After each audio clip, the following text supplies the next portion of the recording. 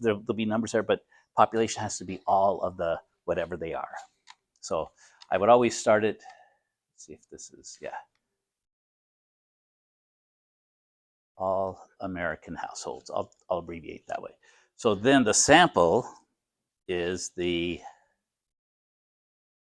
number that were surveyed. Okay. So when you see survey, remember survey is a sampling because you don't get not everyone's going to answer it. So the sample is the 1,947 American households.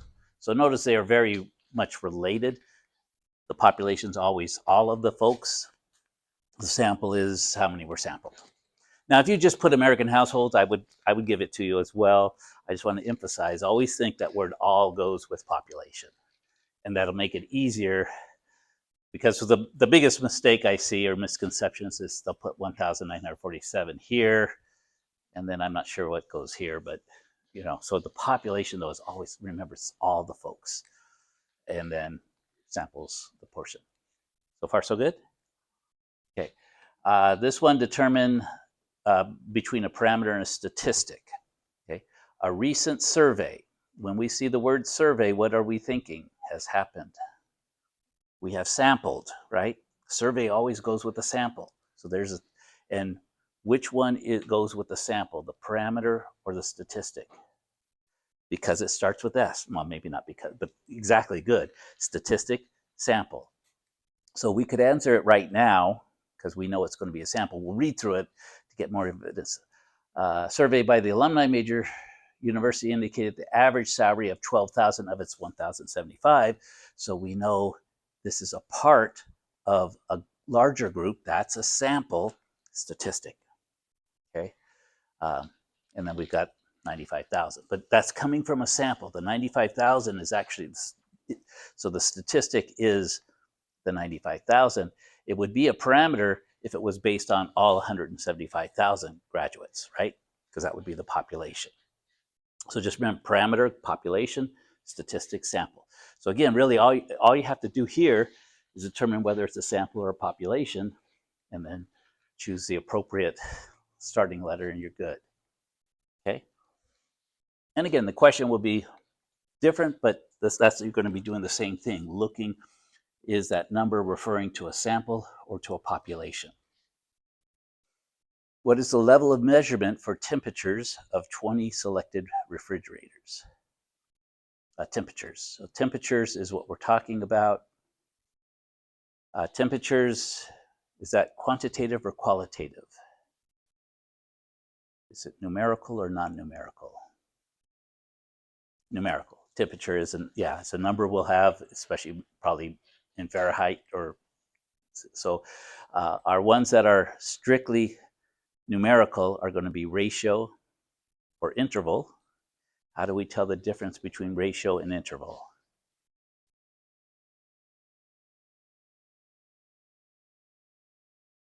Remember, it's what we want to think about is how does it treat zero?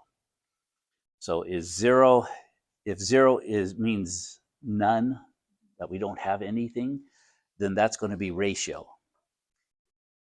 If zero is a part of the scale, so we go zero and then maybe into negatives, then that's going to be interval. So temperature, when we get to zero, does that mean there's no temperature? No, it just means it's cold. And then we could have negative degrees. So with temperature, zero is part of a scale, a measurement scale. That makes it an interval.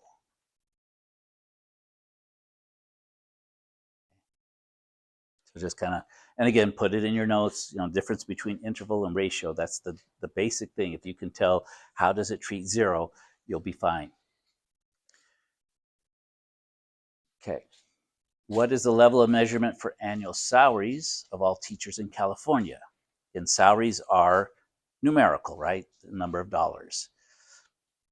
If your salary was $0, does that mean you have no salary? Yes. Hopefully we don't have that salary, right? So zero is an absolute zero. It means nothing. So what kind of a measurement is this? It's the ratio, right? So it's not interval now, it's ratio. So usually if you're counting things, that's going to be a ratio. And that's really, you're counting the number of dollars. You don't get paid negative dollars. So hopefully, although some days it feels like that. But ratio, okay? So difference between ratio and interval. Now, this question could also be asking about nominal or ordinal, right? Because it's basically going to be a question, same thing, these four. What's the difference between ordinal and nominal? Both are primarily qualitative, so they're categories. There's one major difference. Yeah, exactly. So there's a first, second, third, smaller to largest. So there's some kind of way you can put it into order. Remember, they used the example of the motion picture rating because there's an order to it. You know, it goes from G to PG-13 to R to NC, whatever. So if it can be put in order, it's ordinal order. If it's not, it's nominal, which just means it's a name, it's a category. So those are, you'll be fine with those things. Okay. Observational or experiment. What's the difference between observational study and an experiment? One major difference.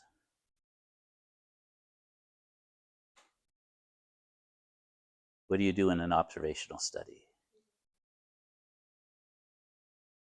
What's that? Okay, so you're not, no treatment, you're observing, you're recording things, okay? Experiment, what are you doing? You're doing in a treatment of some sort. You're putting something in there, and usually there's going to be two groups. Now, just because there's two groups doesn't make it a experiment, but there has to be a treatment. So here's one.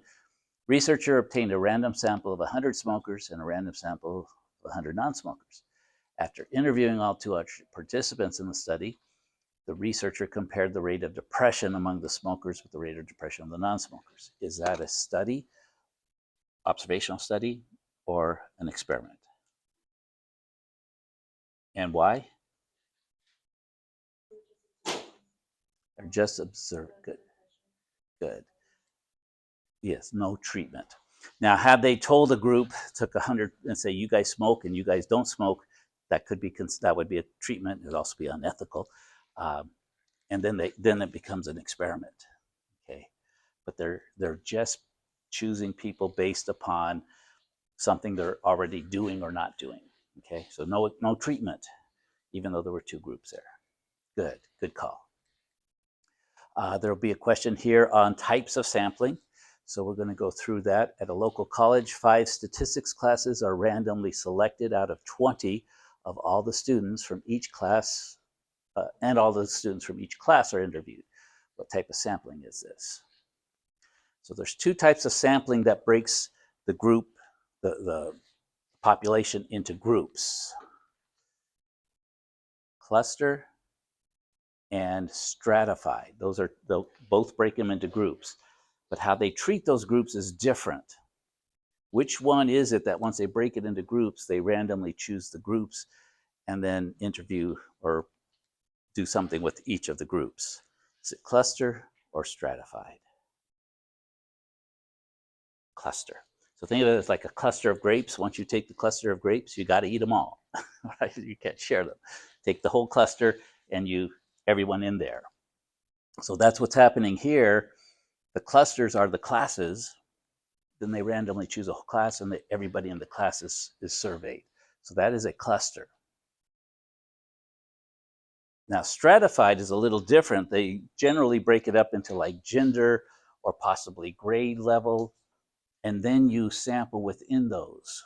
So if you broke it up into like grade level, say it's high school, 9, 10, 11, and 12, and then you randomly select it from within each strata, that's stratify, okay? So that's the key part. Are you taking the whole cluster? Now think of grapes, a whole cluster of grapes, and eating them all. That's cluster. If you're breaking them into groups and then just taking some of each of the groups, that is stratified. Okay. Convenience is just something that's done because it's easy. Systematic You take every fifth one, every seventh one, something like that. So that's systematic. And then random is kind of, a lot of them they will say random, right? Because they say randomly selected, but you have to look at the whole thing. If all they are doing is randomly selecting, that's what random is. Random is not any of these other ones, but just randomly choosing. Okay, does that help? And again, there'll be a question. The answers will all be the same. Well, not necessarily the correct answer, but these will be all listed, and you'll have another situation that you have to identify what type of sampling. So far, so good? Okay, this one I think was actually should have been number 7, but whatever. So we've got a frequency table here, and we're asked to identify the class width, the midpoint of the first class, and the boundaries of the first class. So we're going to focus on the first class. And then we have 4 answers here with each 3 of them here. So the first thing you might notice is that the class width is either 2 or it's 3. Which one is it? How do we get the class width? Yes, sir.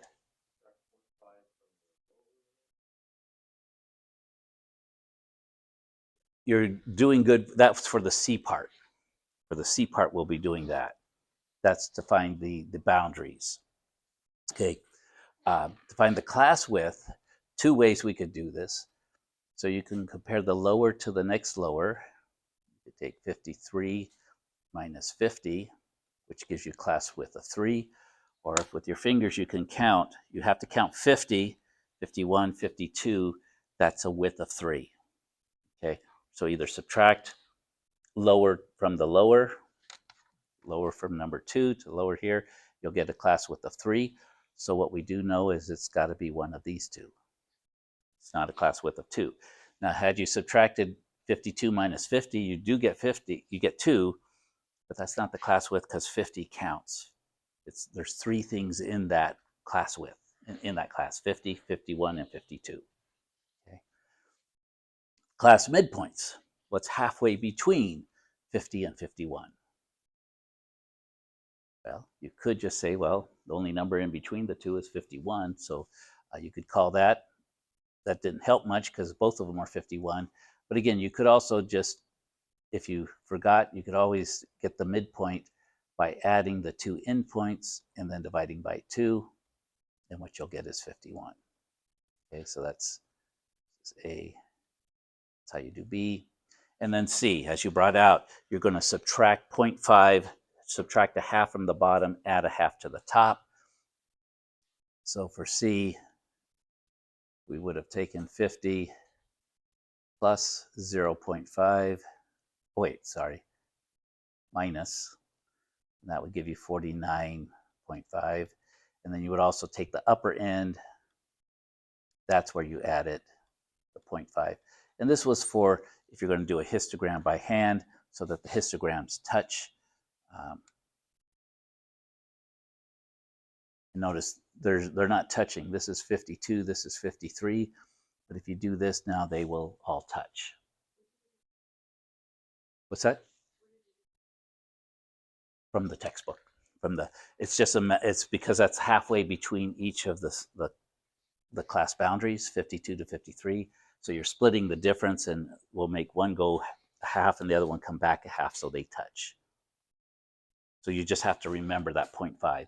That's something you'd want on your note sheet. It's always going to be 0.5. Okay. So far, so good? So, I guess I should say, so D is the correct answer, not C.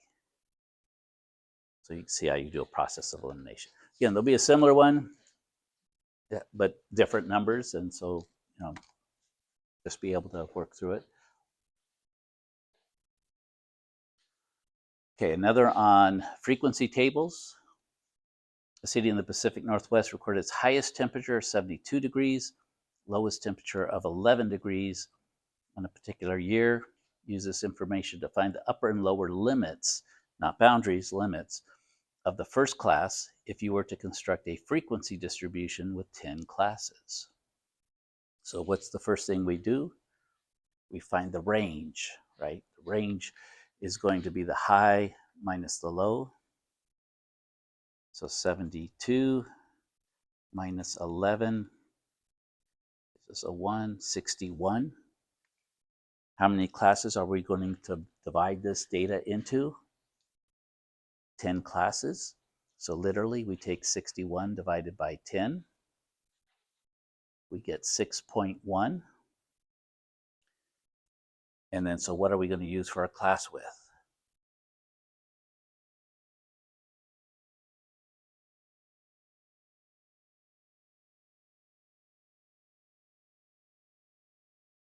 Okay, good, good.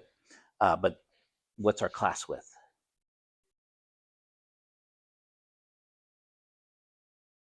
Round up. We always round up to the next integer. So we want to use a class width of 7. Now, sometimes you could probably still get these, but so our class width will be 7. The way we use that to come up with the interval is, where do we always start? What's our lowest piece of data? 11. That's where we should start. So the lower end should be 11. So hopefully you can see 6 doesn't look like it's going to be one of these. But then now, how do we get the upper end of the data?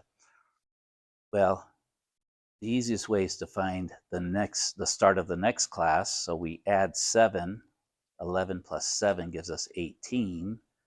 That's actually 18 is going to be the start of the second class. And then to get the upper end of the first class, we subtract 1 from 18, so we should have 17. So this is our class limits, the lower and the upper, for the first class. Okay. So it's kind of, once you find it, you remember, add the class width to the lower end. That gets you the lower end of the next one. And then you could, again, 17 plus 7 is going to give us 24. You could kind of keep on going, but for this question, we don't need to construct the whole table. We just need to know, it's just about that first width. So far, so good?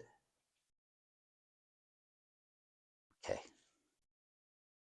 Ask questions if you got them, because remember, you're going to see one very similar to this. But part of what I do with this first test, especially, is with this practice and then going right into it, is to get you to see how to study, how to prepare, and you'll see on all of them will give you some very good similar practice tests as well. Okay, now we're into the 2 questions. These 2 questions where you'll want to use your NumWorks calculator, because it's got the built-in. You could use any calculator if you want to do it by hand, but NumWorks has the features built in. So this first one on grade point average, we did one similar to this in the homework, similar to in the instruction part. We're looking for a weighted mean. Let's see, I always have a problem with I and E. I can't remember if I comes before E, or, because there's exceptions, and so I oftentimes go the wrong way, but I'm not sure. Am I right here, or is it IE? Okay, EI. Okay. So what we want to do is we take each of these. A is worth 4 points. So what you're going to do is input 4 for your in the values list, and for the frequency, we're going to list 4 credits.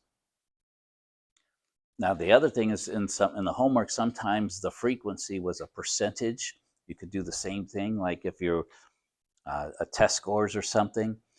Your frequency could also be listed as a percentage, as like 0.25 if it was 25%, and it will work as well. A D is 1, has a value of 1, and it's a 2 credit class, so we would have 2 as our frequency. B is a 3 credit class, so B is 3 points, 3 credits, and C is 3 credit class. So C is 2 points with 3 credits, and then we just need to look up the so the way we do it on the calculator, we come down to statistics, we put in our values, 4, arrow over 4 for the frequency. What was it? 1, 2 for the frequency. That was a D. C is 3 for 3 credits. And then there was a C, which is 2 for 3 credits. And once you have it all, we're going to go over to the stats menu. So we arrow up and it'll go over. We're just looking for the mean. And you could use either the population mean or the sample mean. They're both going to be the same somewhere in here. I don't know if they have it, but so yeah, population mean 2.75. Okay.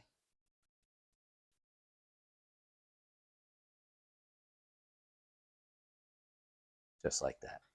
Again, if you want to do this by hand, you would multiply each value times the frequencies, and then to get the average, you would divide by the total frequencies. But I think you're going to find using the calculator better. Find the sample standard deviation. You'll do basically the same thing, except for with this sample, you'll enter all those values.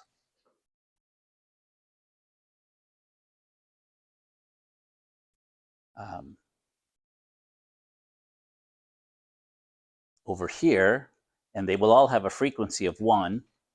Okay, so you just enter, I'm not going to do it because it'll take a little bit of time, but you would enter them all here. I'll have a frequency of 1, and then you'll come here. Now remember, there are 2 standard deviations. There's one for the population, and there's one for the sample. Here it is, sample standard deviation. Sample standard deviation was down there. So if you just look for the first standard deviation, you're going to get the wrong value. I think on this one, it would be okay because you don't match the values exactly in the multiple choice. But the correct answer for this one, I believe, ended up being 4.8 because it was like, I think 4.76 or something, 4.78. So it would round to 4.8. The population standard deviation rounded to, I think, 4.1 if you did it right. So it's not exactly correct. So we try to do that where even our incorrect answers, now you might think, oh, it must be close enough. No, they got to be exact, okay, at least rounded.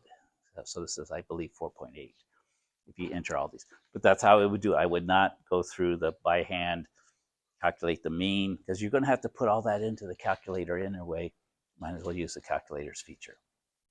Okay, I want to give you some time to review and whatever you need to do. This last one is using the empirical rule. Now that came from that slide. We talked about this. The empirical rule is when we have a bell-shaped distribution. Remember, here's the mean, that within one standard deviation, there is 68%. So the rule was listed as 68, 95, and 99.7. But we also saw that since it's symmetric, there's 68% in this first, from -1 below to 1 above. This is your mean. So there's 34% in each of these. 34%. And then this next, going 2 standard deviations below to 2 standard deviations above, would be 95. So 34, 34, there's a 68. This ended up being about 13.5. And again, in the lecture, there is a slide of this. This might be a good thing just to have on your notes. And then I think this last part was like 2.35 or something. It's a little bit, 2 point something. I don't remember. I'd have to look it up. But that's getting us to 3 standard deviations. Okay, 2 something. The rest. Actually, yeah, I think it's 2.5 because that gets us to 95. So 2 point, well, not quite. We have to get to 99.7. So yeah, 2.4 something. But look that up. We don't really need it. What we need to do is the percentage of scores that lie between 60 and 80. So we're told that 80 is the mean. So that's right here in the middle. 60 is below 80. So now we just have to figure out how many standard deviations that is. Well, if you subtract 10 from 80, you get to 70. So we're not to 60 yet. But if you subtract 10 a second time, then we get down to 60. So from 60 to 80, that's 2 standard deviations below, and it's nothing above. So what you would do is you would add 34 plus 13.5. It's these pieces. But the key part of this is you just kind of lay out your numbers and you figure how many standard deviations below to above, whatever numbers they give you. So for this one, it's going to be 34. So that's 47.5. Okay, so make sure you have that empirical rule. And I would just go to that slide and either copy and paste it, not much time to print it, but or make a little sketch on your notes with each of those portions. And then just remember, one below to one above, there's the 68%. And why 68? It just is. It's an observed. Empirical means observed.